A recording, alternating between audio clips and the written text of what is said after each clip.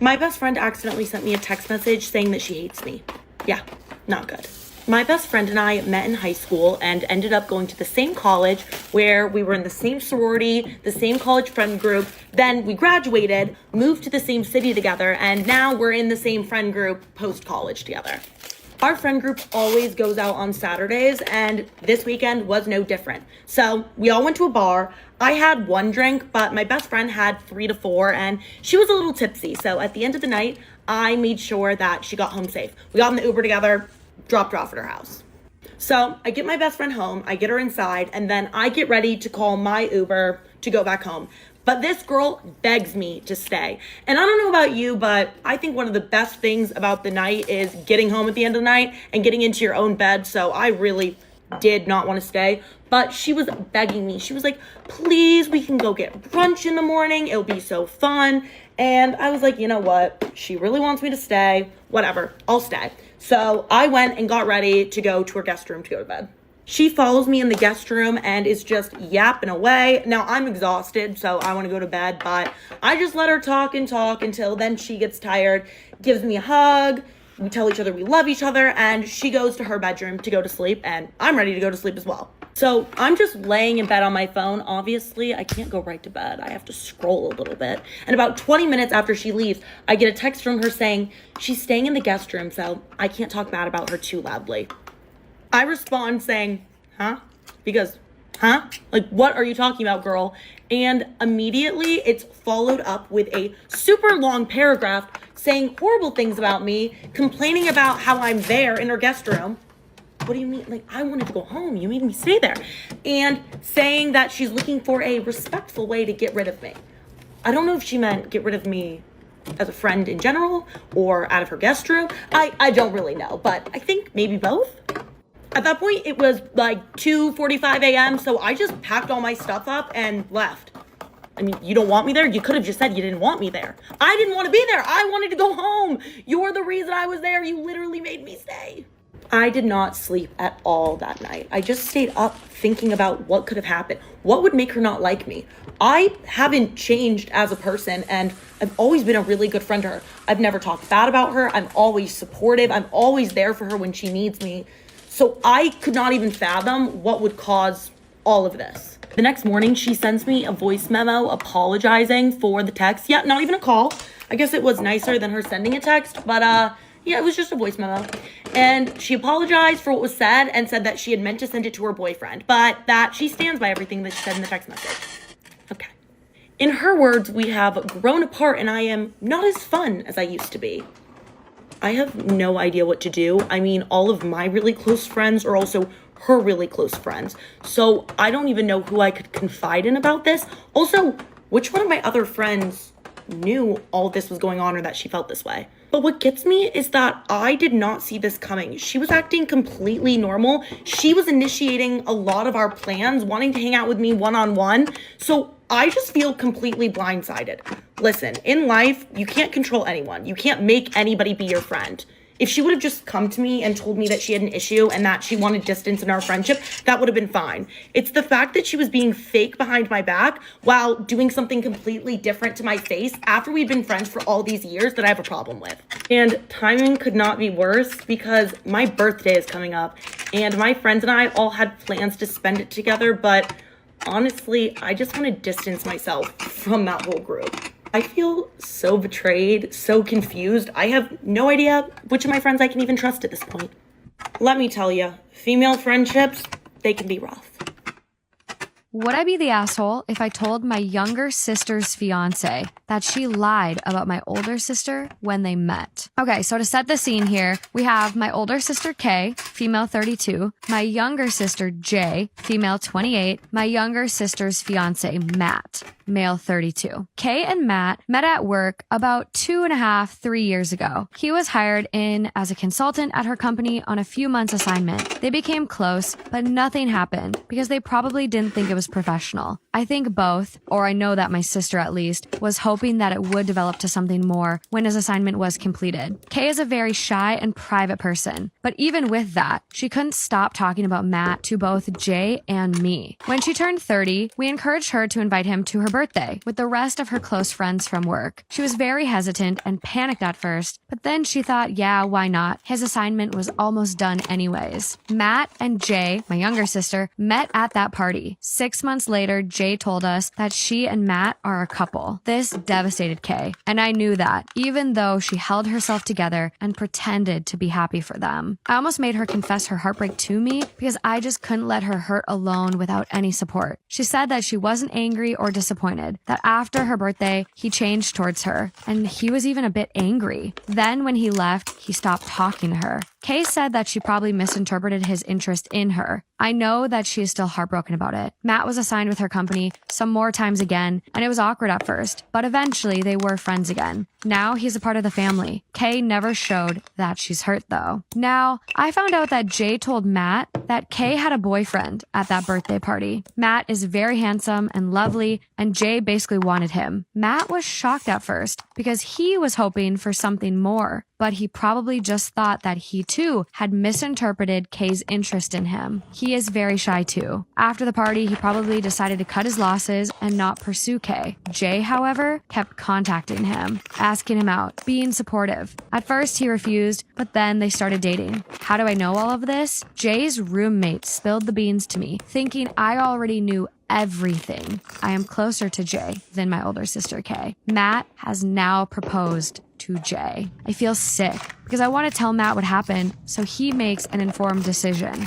Marriage is not a game. At the same time, he and Jay seem to be perfect for each other, and the love is genuine. Maybe he was interested in Kay initially, yes, but obviously it wasn't that deep, ? Also, Kay, I want to tell her, but she seems okay with the relationship now too. She made it clear that Matt and Jay obviously are meant to be, or it wouldn't have happened, but I want to tell. Would I be the asshole if I told everyone what happened? I wouldn't tell. Like, everybody's at peace now with their choices in life. It's been time. Oh, You're going to put two sisters against each other. Matt's get like the mess. The mess. It's going to be a mess. It's going to be a mess. Like, do you really want to do that? And you're about to like ruin a relationship. Kay is over it now. Is she though? I guess maybe that's where I would start. Would you? I have a really hard time with secrets. Oh, And I'm good at secrets. I feel bad because like they could have been each other's perfect match, and then literally this little asshole of a little sister comes in and sabotages and lies to him. But they could have been, but like they also had an opportunity. Clearly they both were shy and they both were like edging. Like maybe it would have never gone anywhere. But maybe that night he was gonna do it. I know, but Maybe life's- that night. And then this little fucker comes in. She has a boyfriend, you know? She doesn't have a boyfriend, bitch. Come on. But here's the thing. The end result, I don't think there's a high probability that if OP goes and tells family that this is happening, it's not like Kay and Matt are going to go run off into the sunset now. Like, that's tainted. What if they did, though? There's a very low probability that that's going to happen. I think I'm just such a hopeless romantic, and I really do believe in soulmates. Oh, no. See, And so I'm like, is it your soulmate if you had to lie and manipulate to get him? oh. But I do see where you're coming from. I don't, okay. It's I gonna don't believe tear their family I apart. don't not believe in soulmates. I don't really think about it that much, I guess. But like, I I believe think about it daily. they're, do you feel you found your soulmate? Yeah. Oh, cute. But he doesn't believe in soulmates, so I don't know. Oh, see, like, I don't believe there's just one person for everybody. I think you can make it work with a lot of people. And I feel like he's making it work with Jay. And they're clearly revving up to get married. So obviously, hopefully, there's a Yeah. lot of similarities to be able to have a really strong life together. And yes, there was some hitching going on in the beginning. And like, kind of fuck you, Jay, for doing Yeah. that to Kay. Yeah. But again, I don't know that it would have happened with Kay and Matt. Seems like they both were just like at the 8th grade dance waiting for the other to make the move, but they're both sitting on the sidelines. Top comment. Wow. Sister is ... something. Yeah. She certainly didn't consider anyone else when she made her decisions back then. I would probably say something so he can make an informed decision, but be prepared for the backlash. And that's, I mean, that is what you're saying. Like, Yeah. it is going to be. It's going to be really messy, and there's going to be a lot of heartbreak for 3 parties. OP responds. Okay. The thing is, they are great together. He and Kay are so much alike, both shy and introverted and very calm. Jay is a social butterfly, and he has even said that she has taken him out of his shell. So I don't know. My only thought is, I would have wanted to know. But if I tell, am I ready for the backlash? I don't really feel like you are. I get it, but I don't think the benefit outweighs the mess here. My husband has a girl best friend and I hate it. Story time. My husband Steve has a best friend who we'll call Amy, and they have known each other their whole life. They're like childhood best friends. In the past, I've overheard Steve say that he owes Amy his life. He's told me before that they got together when they were in high school, but nothing else has ever happened. Now, I have never really been Amy's biggest fan, but I'd say a turning point for me was when Steve decided to have Amy as his best woman at our wedding. I feel like Amy's definitely the definition of a pick-me girl. I never ever thought I'd be this girl, but I've asked Steve to cut Amy out of his life multiple times. But he said that he didn't think this was a necessary move. Everything did get a little bit better last year when Amy got married, and this relationship moved pretty quick. They were married and pregnant within 4 months of dating. Now, unfortunately, the guy did up and leave Amy when she was pregnant, and this made her mental health spiral, as you can imagine. And it was also when Amy and Steve's relationship started to get a little bit closer. Steve, my husband, started to take Amy to her midwife appointments. Next thing you know, he's building the nursery, and he even promised that he would be there at the birth of the baby. So as you can imagine, I've now got some pretty strong feelings towards Amy. So I expressed all of this to Steve, and he said as a sorry, he was going to book me a really fun birthday day. He called it like my celebrity day. We had a really nice hotel booked, an expensive meal, but it just so happened that Amy went into labour 6 weeks early. At this point, I'd had enough, and I was like, babe, this is my day, okay? Please do not let this other woman ruin it for me. And that was when Steve told me to grow up and stop being so childish. He said that we can celebrate another day, or I could ask one of my friends to come with me. I told him to not bother coming home unless he had a paternity test for that child. And just a couple of add-ons about Amy. Amy's husband actually left her because she cheated on him. And if you're thinking, why hasn't this girl got any friends to go to the birth with her, and why is she picking someone else's husband? It's because she gets with all of her friends' boyfriends. Literally all my family and all of his family think that this baby is his. And actually, next week I'm going on my birthday celebration with Steve's mum. And your mum actually said that she wishes that I had been her child and not you. Have fun with your new family, babe. Now it's time to hear from his partner of 6 years, Michaela. Hey guys, I'm 29 years old and I've never been particularly maternal or had a strong desire to have children. My partner Joe and I had a conversation about this in the first few months of our relationship, and at the time we seemed pretty aligned. 6 years in, and we haven't given the topic of babies a single thought until they started coming out of the woodwork in our everyday lives. It's not to say that I'm completely shut off. I like to think of myself as agnostic about parenthood. It's just not for me now, but I'm not stubborn enough to think that one day I may change my mind or that I'll be considering my biological clock. I've also had health concerns and scans in the past that may make it medically challenging for me to have kids. What if I do decide to have them, but I can't? All of this plays on my mind and is likely compounding my emotions. Joe seems ready and he won't stop bringing it up. His sister's pregnancy has really rocked the boat. He's so influenced by perceptions of where he should be in life, and in particular, where he thinks his parents want him to be. At the moment, I don't want children. I'm career-driven, I love to travel, and I really enjoy my life. Having a child seems low-key terrifying. Another important fact to note is that our relationship hasn't always been smooth sailing. A few years ago, Joe cheated on me with a co-worker of his. I know. A new girl, who we won't name, began at his workplace. We were so similar that he suggested we all hang out, which we did. She pursued him quite intensely, and I found out they had kissed at a work party when he dumbly left his WhatsApp open on my laptop. I cut off the friendship and let her know she had seriously disrespected me. When she tried overstepping again, Joe firmly squashed it and cut all contact outside of work. He even raised it with his boss, and they both left the company within a month. Although it was heartbreaking at the time, it strengthened us as it brought up many of his insecurities. It was an entire year of actively working on our relationship before I could even trust him again. I love Joe, but this baby talk is taking a mental toll on me.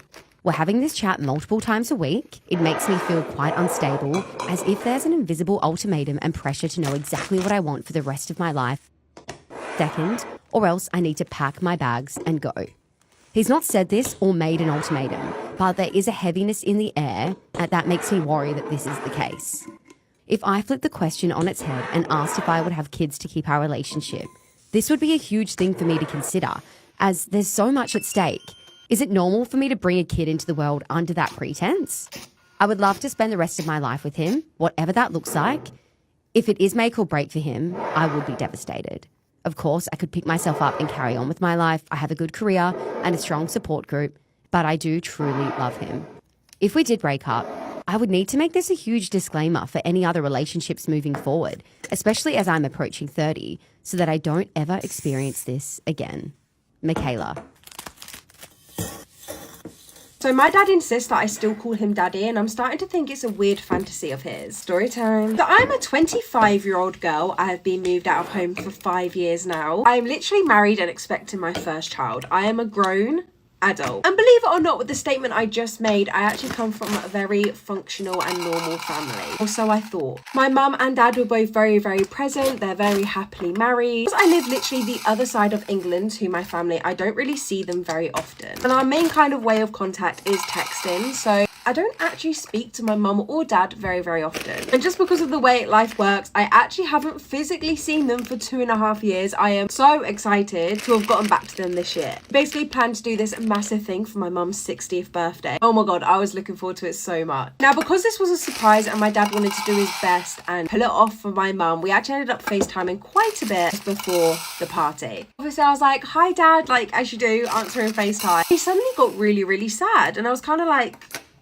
are you all right? Like, that's a bit weird. Why are you so sad all of a sudden? And then he was like, oh, you don't call me daddy anymore. For context, I have not called my dad daddy for years. Like, I came out of that stage really quickly growing up. It was never a thing I personally held on to. And to be honest, I'm so casual with my parents, sometimes I call them by their name. And I didn't really know how to respond to this. I thought maybe he was being nostalgic and was just sad that we're growing up. However, it just gets weird. So skip forward to the party when obviously I'm staying there. I decided to stay there for a month because obviously I hadn't seen them in so long. And my dad hugged me. He was like, hi, daughter. I was like, oh my God, we're not starting this weird stuff. So I was like, hi, dad. And he was like, please for this time, just call me daddy.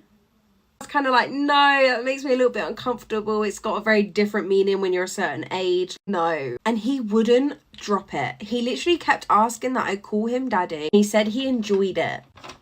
See, I thought this was very innocent. He was only asking me to call him this during dinner and like nighttime activities. And now I'm starting to think, is my dad a weirdo and has ulterior motives?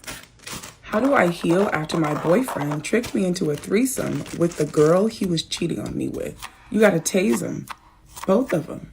My boyfriend, 27 male, and I, 23 female, have dated for a little over a year. I met this girl on a buy and sell group on Facebook after she bought a few things from me on several different occasions. We started becoming more casual with each other, and I thought we were becoming friends. We started hanging out together, and one drunken night, we ended up having a threesome. This happened again afterwards on 3 other occasions before I decided I didn't want it to continue because I was starting to feel weird about it. I'm naturally subby, but I was really starting to feel like the third wheel and just had a weird feeling about it, so I stopped it altogether. I contacted her to let her know that we could stay friends, but I didn't want to continue anything beyond that. She responded by sending me pictures of them and screenshots of their conversations and pictures and videos that I didn't know were being taken during our time together. Oh, hell no. Call the police. Call the police. If you didn't know that this stuff was being taken, that's fucking illegal. Call the police. The conversations they were having about me were absolutely vile. But he's basically been cheating on me for about 4 months now with her, and they schemed the whole thing to essentially trick me into joining them unknowingly. We've obviously broken up since then, but he's now with her, and even though she has him now, she's acting unhinged. Girl, if you don't call the motherfucking people, if you don't call the damn people. She calls me from all different random numbers while they're intimate and will send me things about how stupid I must feel now. I do feel stupid, humiliated, and embarrassed. I feel absolutely disgusted that I let this girl into our bedroom when they were seeing each other behind my back the entire time. I'm actually nauseous thinking about all of it, and she's sending me images and videos from a camera in her room that I didn't know was there, and I just don't know what to do or how to move on from this or to just make it stop. I considered calling the police, but I feel like that would be super embarrassing, and I don't want to have to explain the whole story like that. Baby, this girl violated you. She's violating your privacy. She recorded you, and she's sending you proof that she has these images and videos of you. You don't know what this unhinged bitch is going to do with them. You need to make a police report. You need to call the police and let them know that this crazy bitch is out here with stuff that you did not even know was being made about you.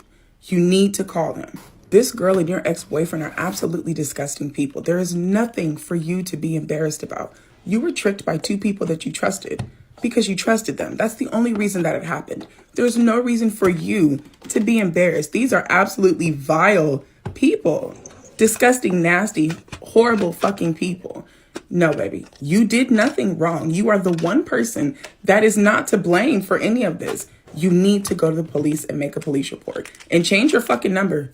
Change your number. There is absolutely no reason for this girl to still have access to you, babe. Change your number, make a goddamn police report, and allow them to deal with this shit. Okay, the next becoming a cheater story comes from listener Lola. I cheated. I know, not cool, don't cheat, kids, but it happened. Once I sobered up, not blaming the intoxication, but it's a good idea to deal with these things when you're in a clearer frame of mind, I told my partner Felix everything. The reason the cheating even happened in the first place was because there was a very key sexual element missing that Felix was unable to give me. So, my stupid, intoxicated self found it one night with a friend of a friend. I'd previously hooked up with this friend. We'd had a fling together with his ex-partner 3 years before I even met Felix. I explained everything to Felix, and we talked a lot. We discussed what I'd done, what we felt could be missing for each of us in our relationship, and how we could resolve it. Turns out he'd been wanting to explore his sexuality that he'd been repressing in a decade-long relationship before me.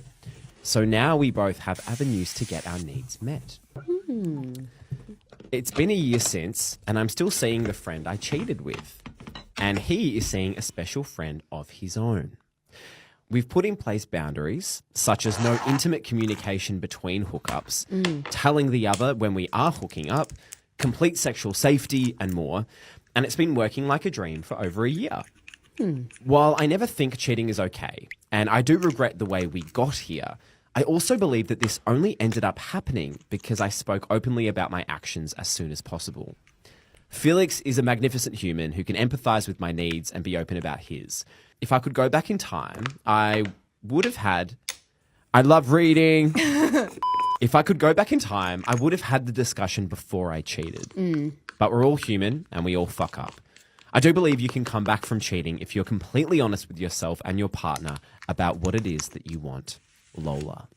My mum keeps telling people she's dating my boyfriend. Story time. So going back a few years, I got into a relationship extremely young. Me and my ex-boyfriend were dating for 15 years. My family absolutely adored him, especially my mum. She just kept saying to me, I am so sure he's the one. I'm so happy you found someone so young. And bless her, she was just over the moon for me. Especially as she's had like dodgy marriage. So she was absolutely heartbroken, as you can imagine, when me and my ex-boyfriend broke up. She just said so many weird comments like, he'll always be the one. I'm so sad. She insisted that we would keep running back into each other. This woman would not let this relationship go. This breakup was very, very mutual. We just kind of fell out of love. We were more friends than boyfriend, girlfriend. It was really untoxic. Unexpectedly, a few months after I broke up with my ex, I met my current boyfriend, who we'll call Mark. And he is an absolute sweetheart. I met him whilst travelling. He is also from the UK. We just got on immediately and he asked me out literally within days of knowing me. Now, it was kind of really odd and strange for me dating somebody new, especially as I had been with someone literally for 15 years. But I was definitely ready for this new chapter and was just super, super happy. However, I just knew my mum would have something to say about it, so I actually kept it quiet for a month. Now, when I tell you, this woman hit the roof when I told her. Like, she was honestly so mad at me. Basically going into this massive rant about being so embarrassed by me and that she can't believe I've actually thrown that previous relationship away. Kind of just let her feel however she felt. However, it was my final straw when I had a friend's mum come up to me. It's basically like, oh my god, I heard you and my ex broke up. Like, I'm so sorry. How are you feeling, girl? Like, really there for me. I was like, honestly, I'm surprisingly fine. Super mutual. I was like, really strangely and surprisingly, I've actually met somebody else. He was like, I'm so happy for you. Like, show me a photo. Woman's face dropped. Like, she was so surprised when I showed her this man, and I thought, oh no, weird past I don't know about. This is horrendous. What's going on? And that's when she hits me with, that's your mum's new boyfriend.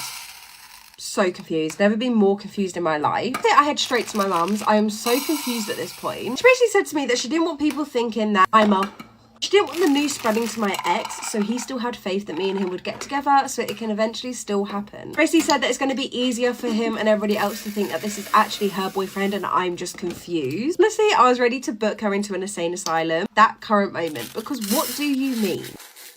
Am I the asshole for getting hurt and upset over a harmless prank that my husband pulled? So me and my husband have been married for 5 years. We are currently female 24 and male 33. Way before we met, when I was 16, my mom's house had a house fire that burned literally everything down. And sadly, my childhood cat was also killed in it.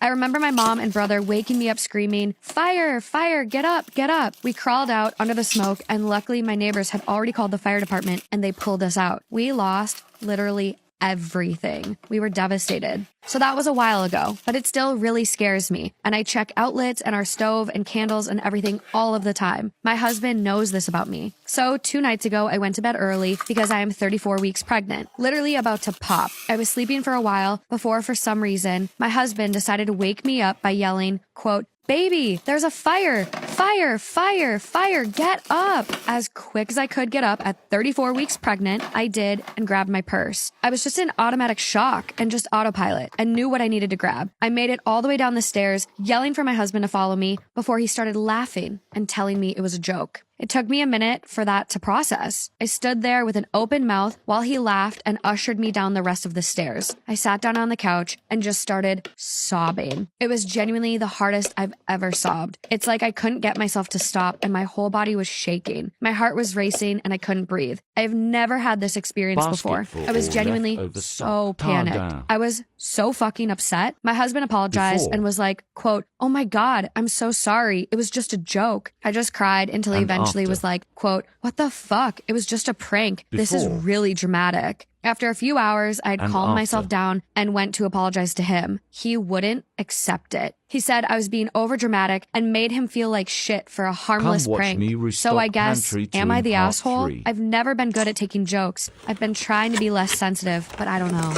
No, you're not, and you need to pack your shit and you need to get out. That is wild. Wow. I'm like reading this in real time for the first time. And so like I literally, my heart just dropped a bit. I was with my partner for 3 years before we got engaged. As soon as he proposed and I said yes, I had this niggling feeling that something wasn't quite right. I didn't feel elated. I didn't feel excited. I just felt a little numb about it all. As we began to prepare for the wedding, I started getting closer with a co-worker. We'd been friends for a while, and I'm not quite sure how it happened, but it became clear we were attracted to each other. It began as flirting, and then eventually... It always does. Yeah, innocent flirting. It's never innocent. Yeah. It's never innocent. The range. And then eventually it escalated into a full-on physical and emotional relationship that lasted for 4 months. I found myself feeling disconnected from everything, numb to the guilt I should have felt about cheating on my fiancé, numb even to the feelings I had for my co-worker. I was just kind of floating above it all, staring down at my life thinking, what are you doing? God. 1 month out from the wedding, I had a massive panic attack. I ended things with my co-worker, spoke to my parents, and called off the wedding. It was a huge shock to everyone, and I can honestly say I've never felt more relieved yet devastated in my entire life. 3 months later, I started speaking to my co-worker again. We eventually started dating and are now married with children. Wow. Yeah, that is wild. Wow. I'm like reading this in real time for the first time. And so like I literally, my heart just dropped a bit. Yeah. But I feel like neither here nor there because I'm like happy you're happy, obviously. But I'm like, yes. Didn't see that coming. I feel sad and guilty about how our relationship started, but I'm so content with my life now. Beth. My boyfriend said to me he'll only propose once I lose 30 pounds. Story time. So once upon a time when me and my boyfriend first got together, I was petite. And this was not a healthy petite, if you get what I'm saying. I was very, very fixated on food and working out and what I'm putting into my body. And it was not a healthy state to be in. Now, throughout the years, with the help of my boyfriend, I recovered from this. How naturally this led to me putting on a lot more weight, enjoying chocolate, enjoying days and nights out with my friends. I'm not gonna lie, I have definitely tripled my weight since then. Now, a year ago, me and my boyfriend moved to Australia, and once we were settled in, had our house, got our dog over there, sat me down and we had like a serious health conversation. He told me that he doesn't feel healthy within himself. He feels like he's put on weight and it's not like in a healthy way. And then he said, I suspect you feel the same way. Now, as I said, I was not healthy before. That was not a healthy weight for me. Kind of looked at him very funny and was like, no, I feel like I'm the healthiest I've ever been. He kind of just went, okay, if you think so, and looked me up and down. Anyway, I kind of ignored this. I thought maybe he was feeling a little bit self-conscious and was taken out on me. About a month ago, I mentioned to him a ring. We had been together for 2.5 years, in our 30s. I just thought it was time for us to take that next step, and I just wanted to know if he was also thinking the same. And he kind of agrees that he wants to get engaged with me and move that next step. He said something that was absolutely obscene to me and obviously caused a huge argument. He literally looks at me dead in the eyes and goes, would you be happy with me if I proposed to you whilst you look the way you do though? Obviously, I think that's absolutely crazy and asked what the hell he meant. And that's when he was like, I'd be a lot more comfortable to propose to you once you've lost about 30 pounds. And if I'm being honest, I just left the conversation. I was like, I'm not even being part of this because that is crazy. My secret is 20 years old and is still going to this day. My name is Soraya. I am a beautician from London. I want you to know that this story is extremely personal to me, so please be gentle where you can. Always. That's actually such a great reminder. Yeah. Here's the gist of it. For 20 years, I have been in an on-again, off-again relationship with my married best friend, Matthew. He got married 15 years ago. I am convinced he's my soulmate. I'll go back a bit. We met at school here in London when we were teenagers. We were close instantly and have always had an electric chemistry. We tried dating in the early days, but it didn't quite work out. He then met the woman who would become his wife and the mother of his children when we were in our early 20s. And they got married in 2008. He's now an extremely successful businessman who is worth millions. In 2012, Matt and I tried to restart our relationship as lovers. Only on a romantic trip in Rome, we had an explosive argument, a massive disagreement, that ended with me abandoning him in a foreign country and flying home by myself. We then started sleeping together again in 2015, but I wasn't really clear on where it was all heading, so I eventually ended it. Despite the volatility and the breakups, we always kept in touch and spoke all the time, because we're best friends and can't stay away from each other. Fast forward to last August, and we gave it another crack. Secretly, of course. We are still seeing each other to this day. Only, this time, it's different. We are madly, wildly in love with each other this time around. Our emotions have intensified, and Matt has expressed his deep love for me. He even told me he will leave his wife at the end of the year so we can finally be together in the open. Here's the thing. The people in my life know about Matt and me, kind of. My family believes that Matt and his wife separated, and that they now live in different houses, which is obviously not true. My parents, my siblings, and my best friend all believe this version of events. His family, however, does not know we even continued our friendship after high school. They have no idea that we have been in each other's lives like this deeply. Matt has kept me such a secret. His children probably don't even know that I exist, let alone am the love of his life. Here's my dilemma. Now that we're getting closer to the end of the year, Matt has pushed the date for us to be back together for another year. I knew this would happen. Okay, sorry. Smell a rat! He says his wife isn't mentally ready for him to leave her and says he's worried about what she might do if he leaves before she's adequately prepared. He's also concerned about his son who is in school. Matt believes this news will affect his academic performance. When he tells me this, I remind him that my parents split when I was in school and my grades got better, not worse, and that their split was one of the best things to ever happen to me. But this has had little impact. Now, the earliest chance of us really building a life together out in the open is the end of 2024. Part of me feels that he will continue to do this until I get tired of it again, but the other part truly believes this time is different. This time around, Matt has told a lot of his friends and has had me meet some of his employees. I often meet him back at his office, so his colleagues absolutely know about us, which was never the case back in 2012 or 2015. I know that Matthew is my soulmate. In fact, I've been told he was my twin flame, which was a term I wasn't actually familiar with. When I googled it, everything clicked and made total sense. How long should I wait for him when I know he's the love of my life?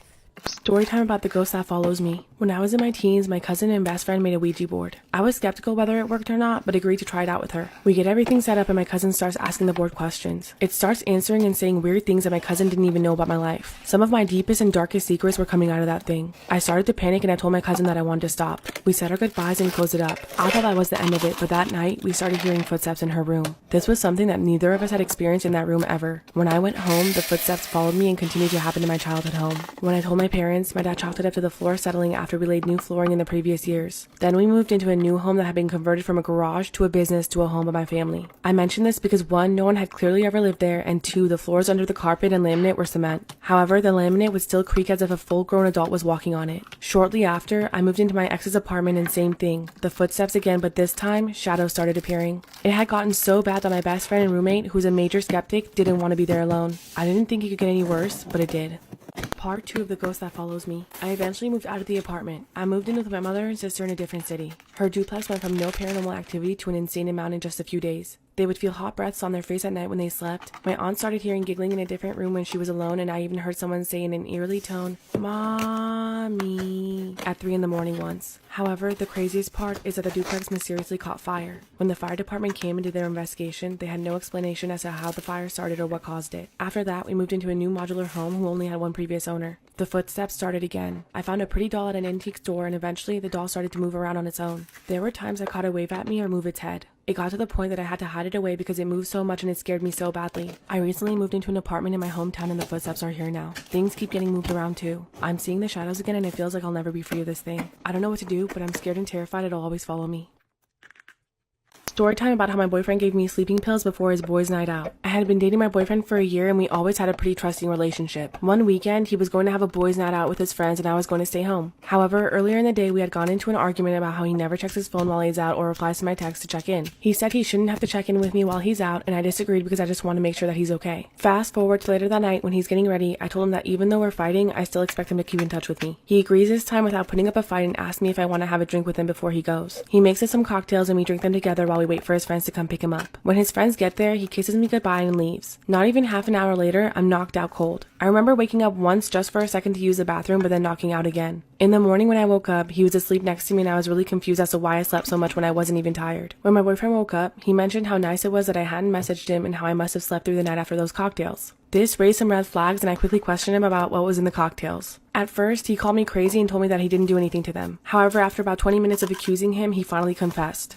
Part 2, my boyfriend gave me sleeping pills before his boys' night out. After I accused my boyfriend of messing with the cocktails, he admitted to putting a couple Benadryl in my drink. This, mixed with the alcohol, is what made me extremely sleepy and caused me to knock out for the whole night. I was furious when he said it. He clearly didn't see a problem with it and even made a joke about how he should do it more often when he doesn't want me pestering him. I freaked out at him and told him that what he did was not only wrong, but could also be a crime. I think this scared him a bit because he quickly started apologizing and promising to never do it again. Obviously, I'm not stupid and I wasn't going to stay with someone who would do that to me. I quickly called my family who came rushing over. I packed my things and my brothers kept my now ex in the other room and threatening him not to come around me. I got all my things together with my mom and my sister and left him that very day. He wouldn't stop blowing up my phone with apologies and sending sorry gifts to my work. I had to block his number and threaten him with a restraining order if he ever tried to talk to me again. I was horrified that someone would go to those lengths and I couldn't trust him after this. He even tried to get his family to text me to get back together with him, but when I told them why we broke up, they were shocked too. They apologized profusely on his behalf and told me to stay safe.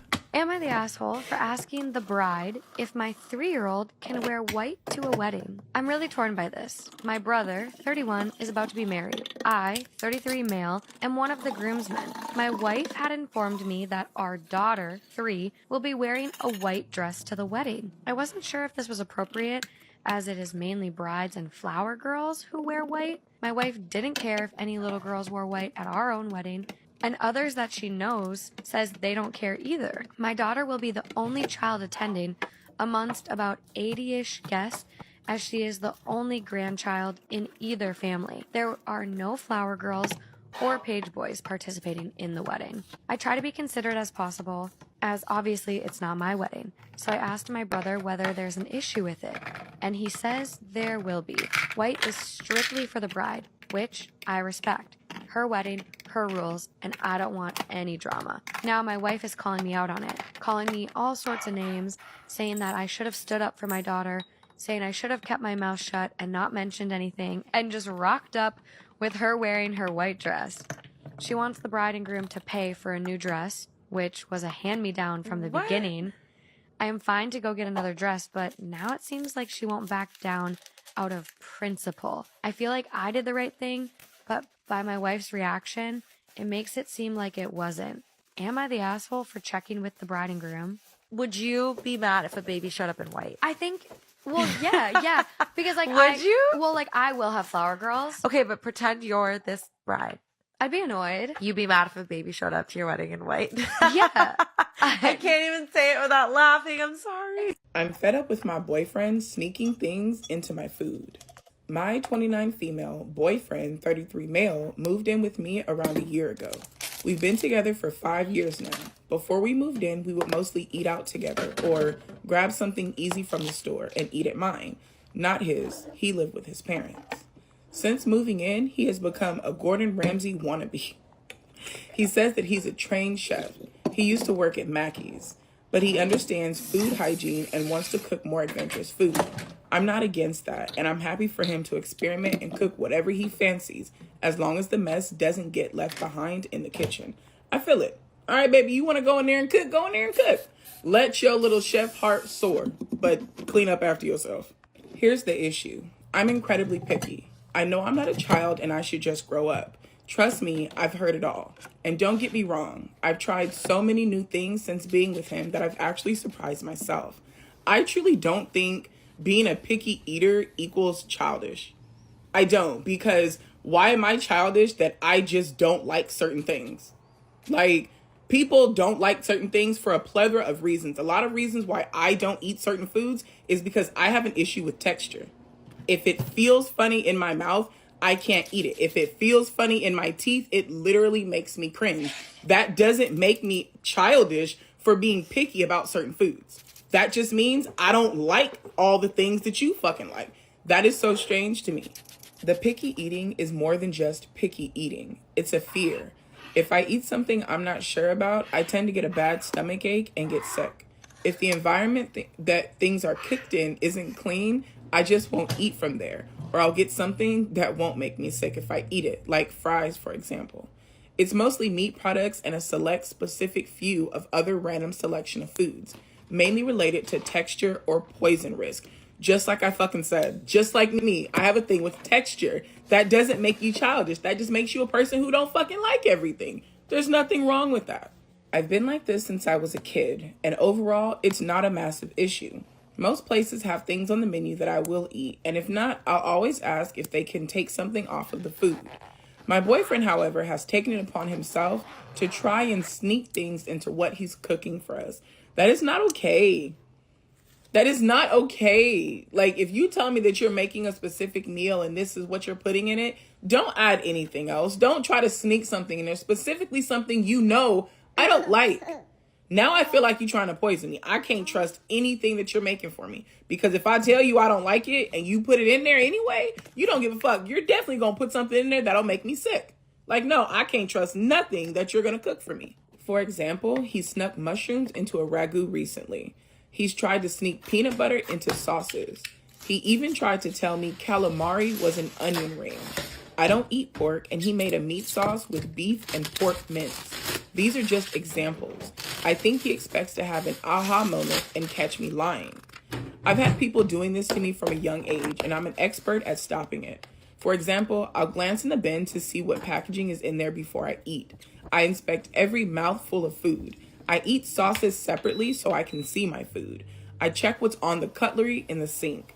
I look at receipts. That's absolutely fucking ridiculous.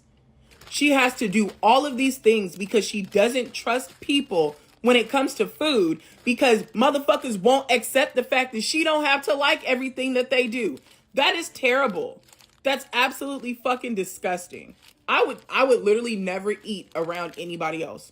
You invite me somewhere, I'm bringing my own food because I don't fucking trust y'all.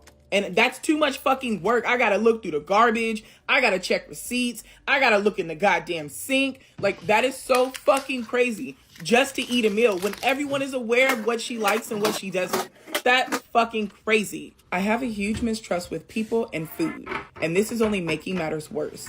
It's gotten to the point where I won't eat any meals that he's cooking because I don't think it's safe. I've said this to him time and time again. He won't listen, and I'm not sure what to do about it. We can't keep living on this way, but I'm not sure that I can trust him anymore. I know it's silly and it's just food, but at this point, it's not something that's likely to change about me. To live in the same place and eat 2 separate meals, he makes it feel like it's a huge inconvenience, but he'll eat anything, and I will not. Any advice on how I can address this with him? I'm starting to question the whole relationship, mostly for this reason. It makes me sad because he just doesn't seem to get it and thinks I'm attention seeking. I feel like your partner does not have any respect for you. He doesn't, because baby and I have different palates. We have different things that we like. There are things that I love that he is just absolutely not going to deal with it. Just know that is on his list of hell no's. And there's no way in the world would I take that and sneak it into his food and then be upset when he no longer trusts anything that I make. Like, it's normal to not like things. It's normal for your partner to not like things. But when it gets to the point that you're trying to force them to eat stuff, you need to take a step back. Like, what the fuck is really going on? What is really fucking going on? You also said that you have been pretty open to trying new things, that you have tried so many different things that you actually surprised yourself. So I truly feel like if bro wasn't being so fucking just underhanded and sneaky about it and actually just gave these things to you and let you have the choice if you wanted to taste it or not, you would be more open to trying them. But he's not respecting this in any way, shape, or form. You don't eat pork, so he makes a sauce with fucking pork in it. Like, that is just disrespectful. It is disrespectful in so many ways. This man is trash. This relationship may not be the best situation for the both of you guys, because I can't wrap my head around why someone would feed you something you specifically said you don't like. He lied to you about an onion ring. It was calamari, and he tried to lie to you about it. Like, that's fucking crazy. I could never live with someone that I can't trust in any way, especially when it comes to my food. I'm a big back. I like my food. I can't live around nobody that I can't trust with my food. Absolutely not, babe. No. Am I the asshole if my mom refused to help me take care of my baby while I go back to work? Disclaimer, this is not my story. A 29 female asked my mom to help me take care of my newborn so I could go back to work once my leave is up. Keep in mind that my mom is 64, has been a stay-at-home mom since 1992, and hasn't been a part of the workforce since then. She refused, saying that she's too old and that she already raised her kids. She also added that if I really wanted this baby, then maybe I should have thought about staying home like she did to take care of it while my partner goes to work. And that they would provide for us like a traditional family, and that if she and my dad were able to work it out, so can we. However, we are just coming out of a pandemic and going into a possible recession. There is no way me and my partner can make it financially on one income. I make about $55,000 a year, but have $39,000 in student loans and $20,000 in other debt, like credit card, car loan, and medical debt. My partner makes about $36,000 a year and has $5,000 in credit card debt. Am I the asshole if my mom refused to help me take care of my baby while I go back to work?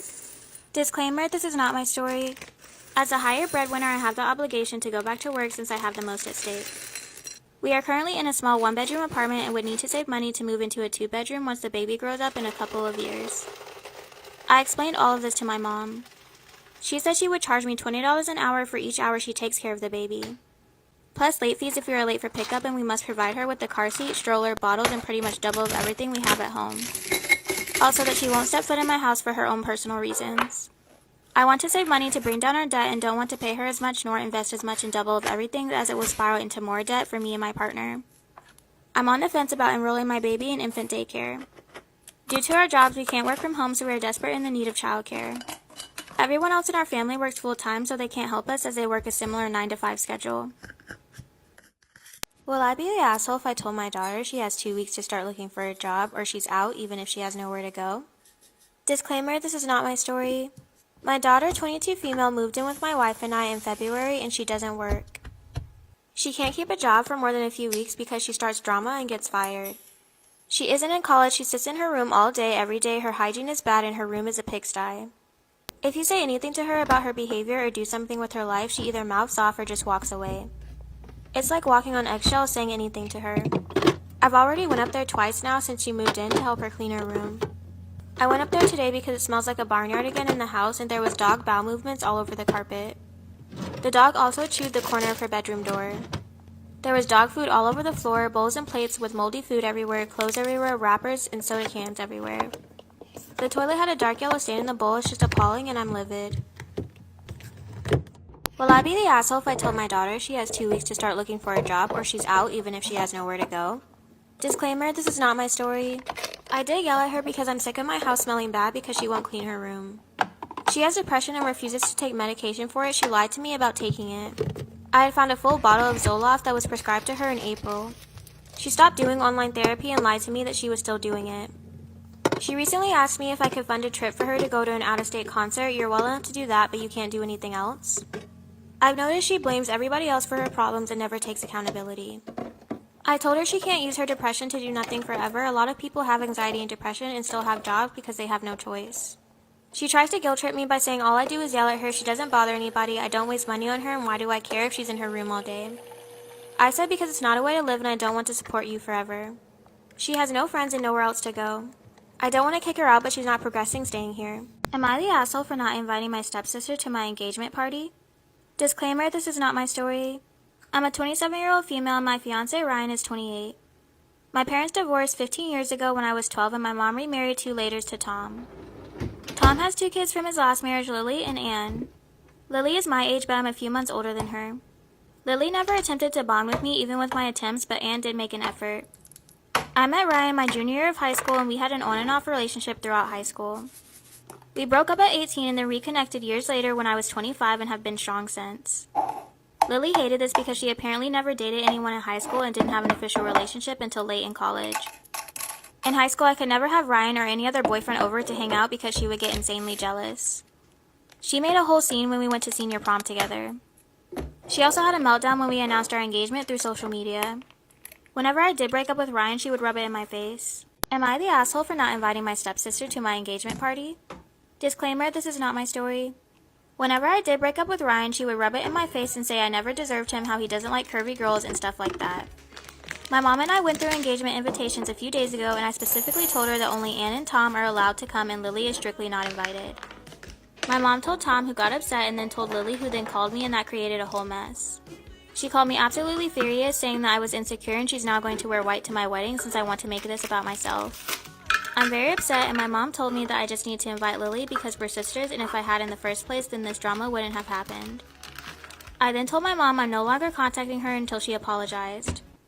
Ryan is on my side saying that Lily has made me miserable and to stand my ground. But Anne told me to be the bigger person since Lily is going through a hard time. And that I've been inconsiderate with her emotions by having too many boyfriends throughout the years and she's only had 2. Husband is reluctant to be intimate with me after I was in a major accident. I, 30 female, have been married to my husband, 45 male, for 5 years and together for 8. Obviously, we have an age gap in our relationship, and whether we've discussed possible health issues or medical care, it was regarding him. About 4 months ago, I was in a car accident. I was talking on Bluetooth to my husband because I was nervous driving on the icy roads going to our house when another car rounded a corner too fast and lost control. It was one of those exact wrong moment things, and my car went off the road and into a tree. My husband heard the whole thing, and my last memory before I lost consciousness was him screaming my name. I don't want to get into the bloody details, but I ended up being in the hospital for over a month. I needed multiple surgeries and have been in physical therapy ever since. I am finally getting to the point where I feel like myself again, and I'm no longer in pain. I've gained back some weight and look good, if I do say so myself. My husband literally worked out of my hospital room for the entire time I was there. He went home to shower, sleep, and look after the dogs, then came right back. He attended all my therapy appointments so he would know how to better help me recover at home. He was amazing, and everything I could ask him to be in that kind of horrible situation. I love him so much. And so yesterday, while shopping, I saw this gorgeous black lingerie set and decided to surprise him.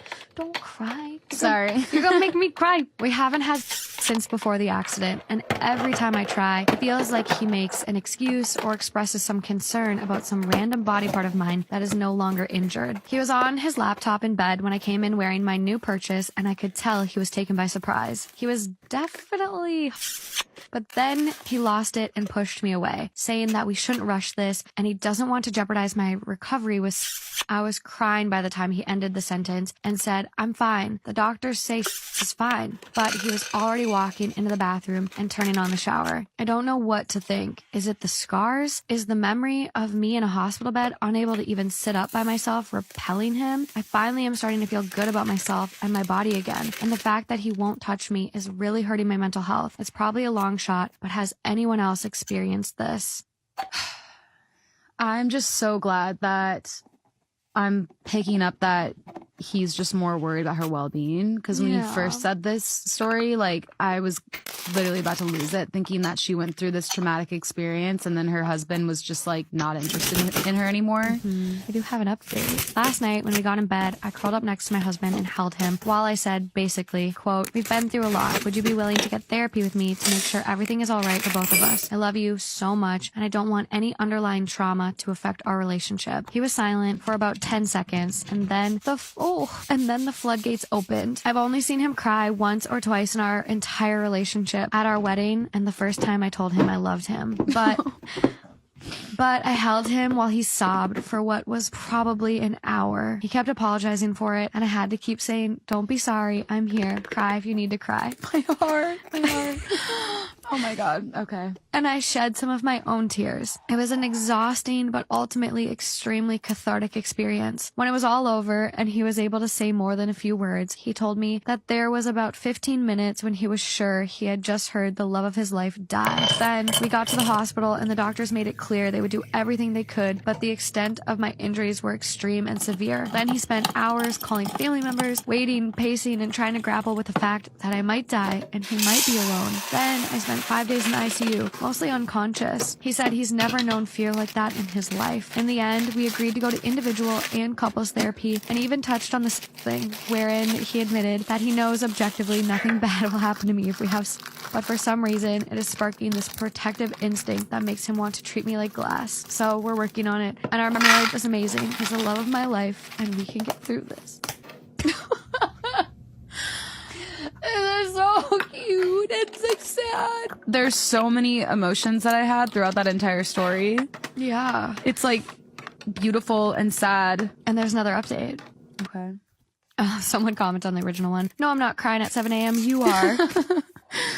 And OP responded, when this man said for better or worse, he really, really meant it. When I wrote that, I was in a weird place. Physically, I had mostly healed, but I was determined to shove down any emotional trauma because I was so exhausted from the previous months of work trying to heal my body. I wanted to be all right, and I wanted my marriage to be the same as it was before the accident. My husband and I just attended our 3rd marriage counseling appointment, and I'm very happy to report the exercises and worksheets we've been given are helping rebuild the husband and wife relationship instead of the caregiver/patient relationship, which has been present for the last 5 months. My husband just had his first individual therapy appointment a few days ago, and I have mine next week. In short, we're putting in the work. We're also having again. Like a lot of I feel silly bragging about that to the internet at large, but it makes me so happy that we've figured out that part of all of this. Prior to the accident and really throughout our whole relationship, we've been so ridiculously into each other. It was rare we even skipped a day. I missed having that connection to him, and he was clearly hurting too. Anyways, I just thought everyone deserved an update. Little cuties. Wow. She sounds like an amazing person. I think like after any major trauma, accident, things like that, like everyone could benefit from therapy. Everyone can benefit from therapy on a daily basis. But this makes me really, really happy.